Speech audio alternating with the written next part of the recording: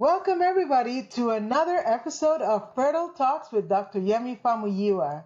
Today, I have a friend of mine, an exciting, dynamic physician. Her name is Erica Bove, and she is the founder of Love and Science podcast and the Love and Science movement. So, Dr. Bove, I'm going to let you introduce yourself, and we'll talk a little bit about what Love and Science is. Absolutely. Thank you, Dr. Yemi. It's so wonderful to be here today. I have wanted to have this conversation with you for so long because I am continually inspired by your passion, by your leadership, by your ability to practice, reproductive medicine in such a personal way. And, as I was a new attending, now I've been out for about a decade, I was in my clinic and really struggling with how to reach my patients. I felt like I was going through all the data, the studies. Most of these women were very educated women. And I really felt this disconnect. And I started to ask myself, okay, how can I do better, as we always do? How can I reach my friends, my colleagues, my patients in a way that's going to resonate and help them ultimately make empowered choices and have a successful outcome? And, at the time I was also, engaging in coaching for my own personal reasons, relationship coaching and parenting coaching. And so what I decided to do was start trying out these coaching sort of tools when I was doing my fertility consults, right? Especially in the context of bad news, the journey just got longer, all those different conversations, as I know you have, with your patients as well. They're very difficult conversations. Yeah. And all of a sudden, the connection got better, right? I started to see, we just know in our bodies when we're actually reaching patients. The connection was better. I could see the body language that they were really making their best choices that were actually in alignment with their values, not like, what does this fertility blog say I should do? Or what does this, Reddit thread say I should do? Some of them, even PubMed, would go down the PubMed rabbit hole of like, what should I do? Exactly. But to really, to understand who these people are, what their values are, help them make empowered choices, help them to trust their bodies, and help them to really have successful outcomes. And so that's what I do, right? So I have my academic position where I provide the REI care, which I never take off my coaching hat, but I'm very passionate about my coaching practice, which is where I help people who already have a fertility specialist to really make empowered choices based on their values and to have better outcomes. Excellent. So you ideally focus on physicians who are going through infertility themselves. Yes. Right. Yes, mostly physicians. It's so interesting because I am open and I do have clients who are non-physicians, but for some reason, I think the experience of being a physician patient is very difficult. I mean, we all Yeah. know from being patients ourselves, having loved Yeah. ones, but I think that message of like how to be a patient as a physician, I think that really resonates with people. Exactly. So now let me ask you this, since you do focus a little bit on physicians. Um, we all know that physicians, right? 1 in 4, if not 1 in 3, especially female physicians, have had issues of infertility and actually may have gone through assisted reproductive technology themselves. Can you comment Yes. a little bit about that? And in your opinion, share with me, I have my ideas, why you think that is. Yeah, absolutely. So it's so interesting. I mean, as I was training, right, I actually didn't know I wanted to go into our OBGYN and reproductive endocrinology when I was a medical student. So I was just paying Right. attention, right, as we do. And it was like, oh, female physicians, their training is so long and then they emerge at the age of 38 and they all have infertility. And that's kind of what we were taught is like, okay, it's all these long surgical residencies and fellowships, and it's basically the woman's fault for not finding their partner sooner, freezing their eggs sooner or something. It's always like put back on the woman. And, as I've been, in attending myself and trying to help people build their families, it's not always the 39-year-old. It's often the 32-year-old, right? Uh-huh. Who's had 3 or 4 play transfers and nothing is taking. Yeah. Sometimes it's even wives of male physicians have worse outcomes. I don't Right. know if you were aware of that statistic. So, I started to just sort of ask the question, like, what is different about female physicians? Because I don't believe it's just deferred childbearing. Some of it is, Right. but not everything. And so when you look at what's really going on, you have to account for all of the different variables, right? And so something I started to play around with is like, okay, I know we've always been taught that stress has something to do with it, but stress is very hard to measure. How can we actually start to get a leg up on stress?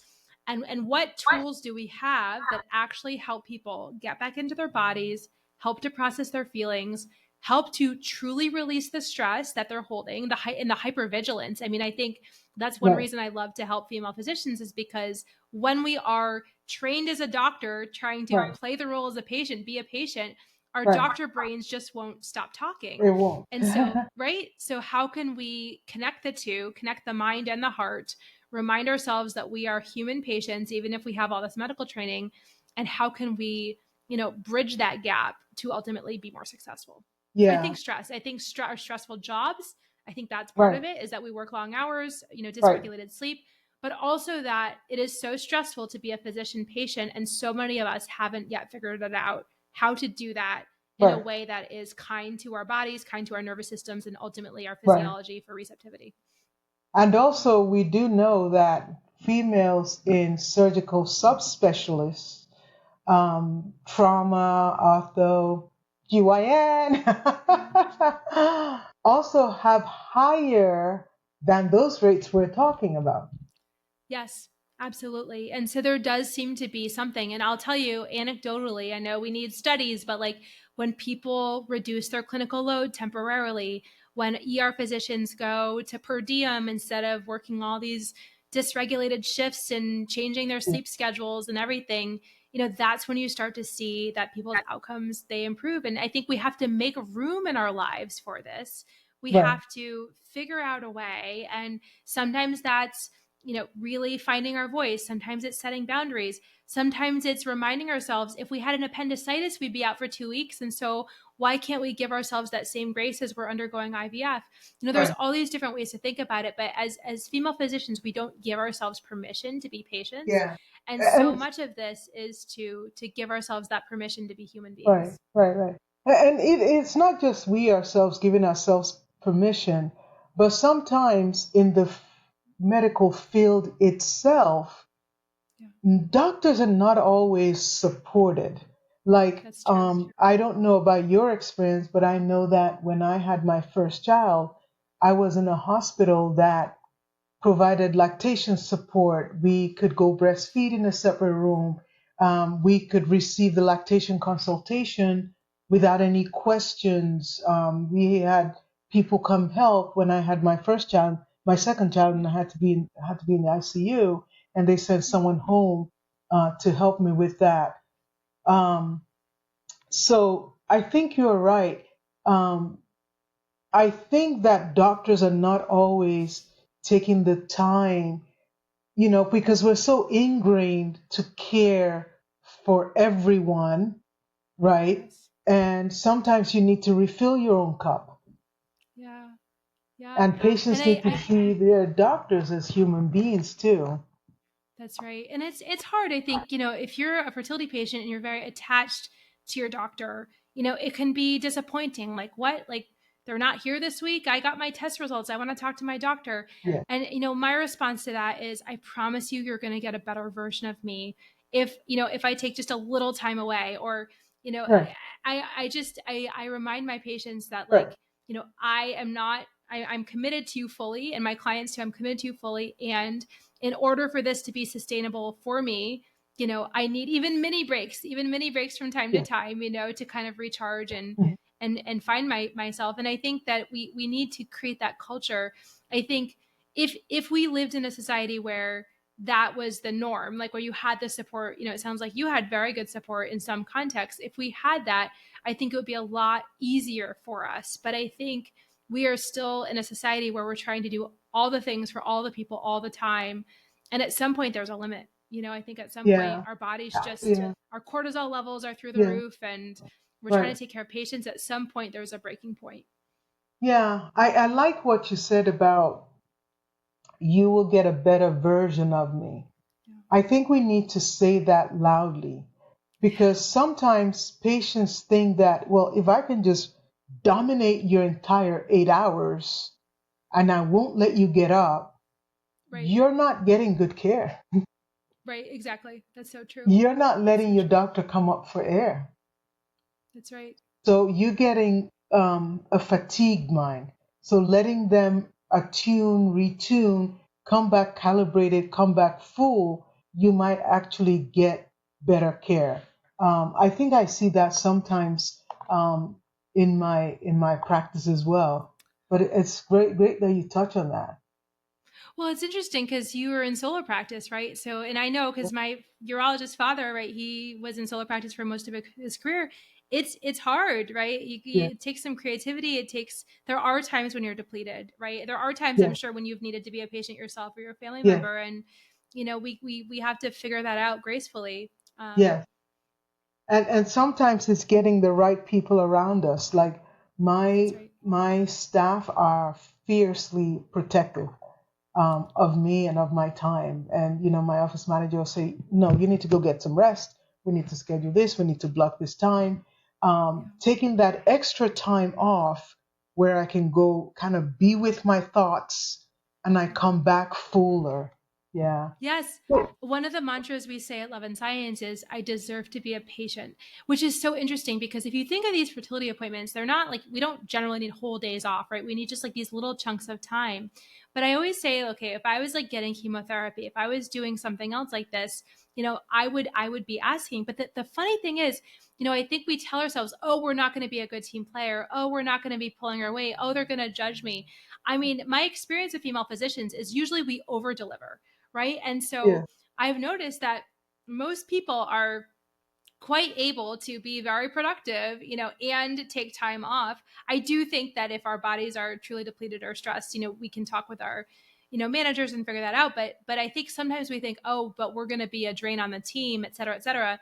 My experience has been that people are generally not that way. But I Yeah. do think we have to remind ourselves that, like, I think at least, when I was training, it was like, and probably you too, is like, oh, we're these superhuman figures, and we have to remind ourselves that, like, we are whole human beings, we are having a human experience, and Yes. how can we both serve our patients at a high level and ask for what we need at the same Yes. time, and they're not always mutually exclusive.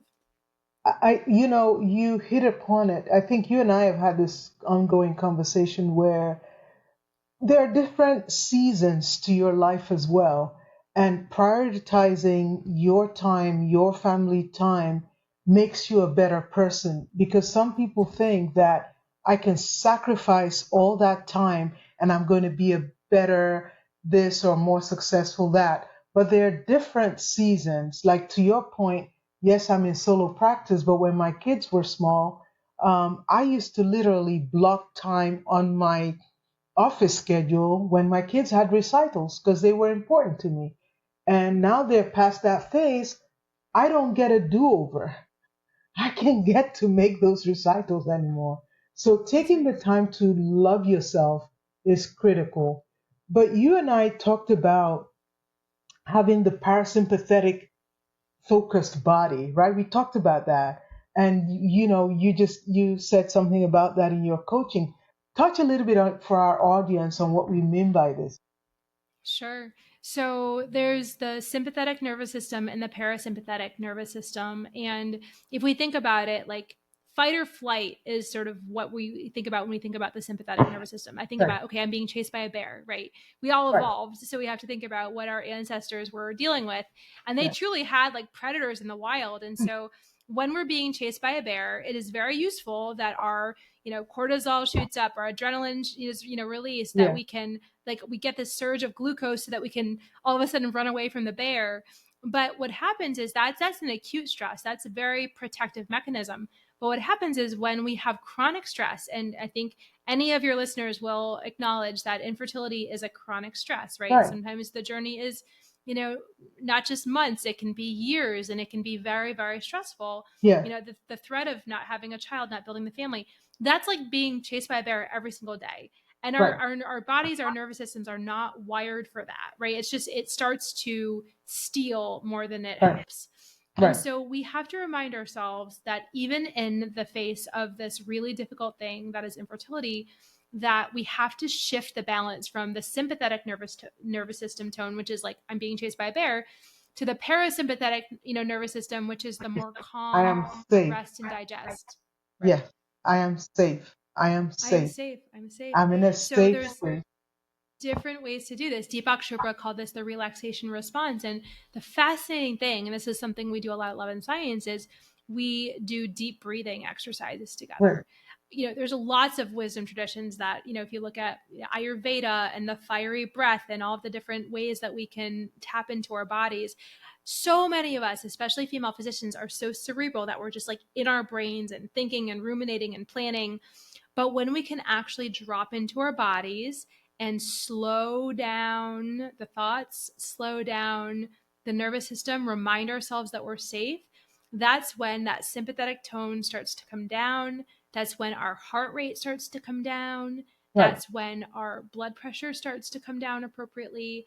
That's when we digest a little bit better. It's when we can actually rest and recharge.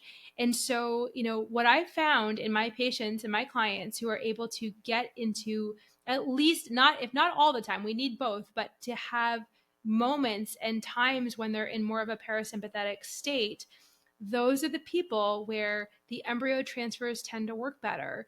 They have a more enjoyable experience of their lives. They're able to notice the joy that happens every single day. They're better able to connect with their family members because they're not so hypervigilant all the time. And so, there's so much data about increasing the parasympathetic nervous activity and ways to do that. So many tools, we talk about at Love and Science. One of them is trigger mitigation. Even walking through a fertility office door can be stressful and triggering for people. And so I do visualizations ahead of time. And I'm like, okay, how do you want to arrive when you come to the fertility clinic? What energy do you want to bring? What energy do you want to embody? And so if somebody says, okay, I want to feel calm, I want to feel grounded, then we start to think ahead of time. You're excellent with this, Dr. Yemi, in terms of your mantras. Like, okay, well then what mantras can we cultivate so that you can walk into your fertility clinic calm, grounded, confident, trusting, peaceful, whatever it is that people identify they want to be. We need to feel that in our bodies, and we usually need to cultivate our thoughts, align our thoughts to be in that state. And so that's what I found, is that when we can sort of think about, figuring out what our triggers are, figuring out what really sets us off and keeps us at that activated state, when we can understand that and meet that with self-compassion and really use these embodiment techniques and these mantras, that's really when the treatments start to work in the best way. Yeah. Because, when you overstimulate with cortisol, you cannot go from a hyper-stimulated state to calm immediately, because that cortisol is a chemical that needs to be metabolized out of your system. So true. So if you have too much cortisol, it's not going to just go away overnight. You have to digest, metabolize it, and not make more. That's right. Not add more to it. That's right. Interesting. Well, it's interesting. I have a client recently who said, I do okay in the morning. I wake up at 5 a.m. and then come 8:30, 9 a.m., all of a sudden I feel so anxious. And she's like actually newly pregnant.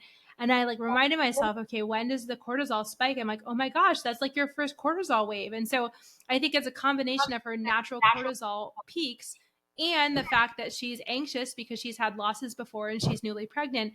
And so we're like, okay, so what can we do, partly to say, okay, cortisol, I see you. This is just your physiological bump. And I'm also going to do my very best not to make any more than my body needs, if that makes sense. So those are the kind of the ways that we take the science and we talk to the science and we integrate it with our bodies so that we can start to thrive really and start instead of merely surviving. Excellent. I like the way you said that. Talk to the science. Yeah. I like that. I love that mantra. So, so you coach your clients through timeless beliefs, undergoing treatment. How do you help them decide when to pause, when to reset? And can you share some stories with us of how this technique has worked for patients? Absolutely. I think, most people who come to find me in my coaching practice are already feeling hopeless. They're already feeling jaded. They've gotten a run of bad news, in a row, and they're starting to really wonder if this is going to work for them. And they start to feel very threatened, right? They're feeling threatened that they're not going to be able to have a child, that they're not going to be able to build their family. And that's a very, very difficult state to be in. And so the first thing that we do is we calm the nervous system, right? We create a safe space. We help to, as we metabolize cortisol, we actually metabolize the feelings. And what I've learned is, we can start with, the sort of all the academic stuff of this is what you do, and these are the exercises. But until the nervous system is calmed down, none of the stuff works quite in the same way. And I think that's what I discovered, from my early attending days of like, okay, why do these coaching tools really work? Because they help people reconnect with their bodies. So that's the first thing we do, is I help people remember their deepest why, which is the reason that they're still on the journey. Because if they've come this far, other people drop out. Like, why are you still here? There must be a reason. There must be a desire in your heart. So we talk about that. And then we identify the values and the identity. So, like I'm sure you've seen, in your clinic, like there can be people who look very similar on paper, same AMH, same Right. uterine cavity study, Exactly. same semen analysis. But when you talk with the person, you talk with the couple, when they have different values and priorities and desired family size and all those things, we might go in very different directions because we have to understand the values and the identity.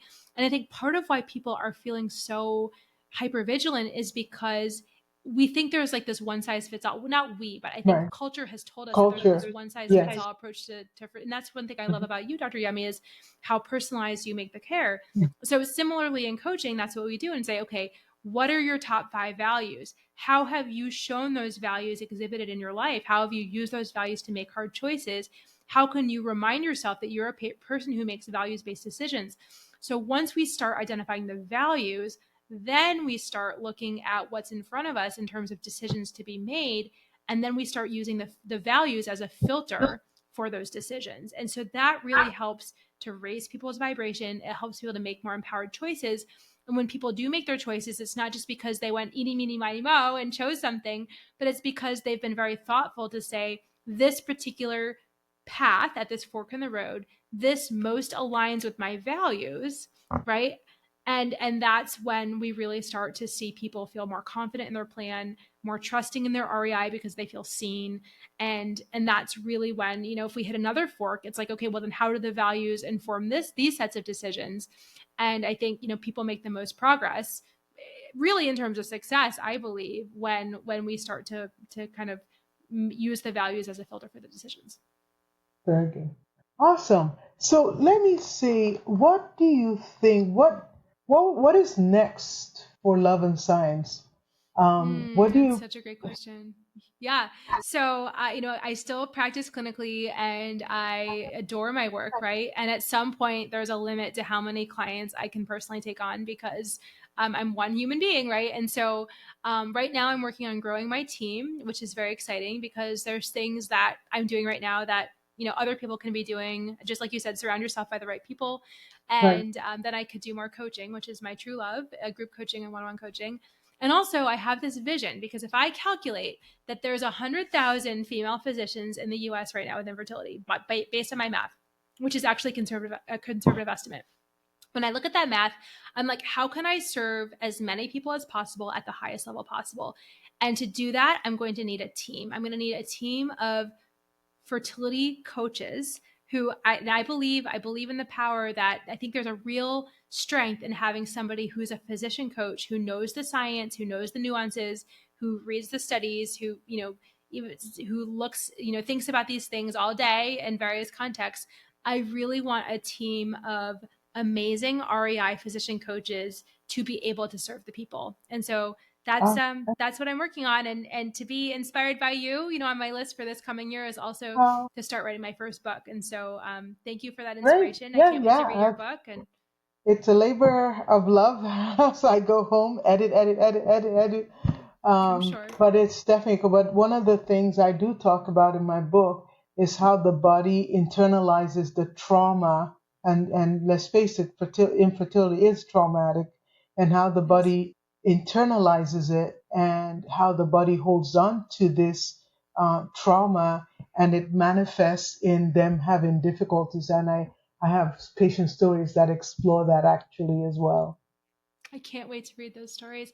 I Yes, think one thing that I haven't mentioned is the role of what I call authentic hope in my practice, both my coaching practice and my, and my clinical practice. Is I think that so much of the time our brains filter for the negative, our brains filter for what's not working and all the bad news that's clustered together. We see those patterns, but we don't see the fact that we're generating good embryos, or that we have been pregnant before, or that we're young, or that our AMH is good. And so one thing that I help to bring out is like, okay, the brain is coding this as a slew of negative news all in a row. However, let's also bring up the reasons why it makes sense for you to carry on this journey, right? And we start to look at those factors for authentic hope. So it doesn't mean that we're just pushing down the sadness, pushing down the disappointment, because that needs to be honored.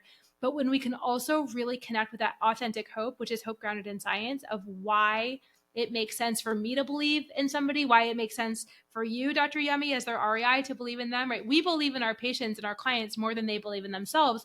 And so how can we give them that belief that is authentic, right, that is real, so that they right. can remember that they can trust their bodies, so that this works again? So I think that's another key ingredient that I know you believe in wholeheartedly, but I needed to mention because that's so crucial to everything else. Excellent. Thank you so much for your time, Dr. Bove. So, if our audience want to find you, where can they find you? Absolutely. So the best place is my website. It's the most comprehensive place. It's loveandsciencefertility.com. My social media handles are under the same name, Love and Science Fertility. You can follow me on Instagram. You can follow me on Facebook. And I also have a podcast called Love and Science Love Fertility, us. wherever you get your Yeah. podcasts. Yeah. Thank you so much for this wonderful time and just this authentic talk. And I do Thanks, hope this Dr. Yam. message reaches out to the people that need to hear it. And listen up, guys. If you're thinking about going through this, you're not alone. You can reach out and get some support. I actively encourage my patients to seek coaching, but very few will come out and do so. So if Yeah. this is the nudge that you've been waiting for, you know, just go on your internet and look up Love and Science and reach out That's to right. And I Dr. just Bo. got CME approved. So when people do my programs, they will have some professional development funds that they can use for my services too, which I'm really excited Excellent. about. That's really Yeah. good news. Thank you so Thank much you, for Dr. your time. Yemi. Such a All pleasure. right.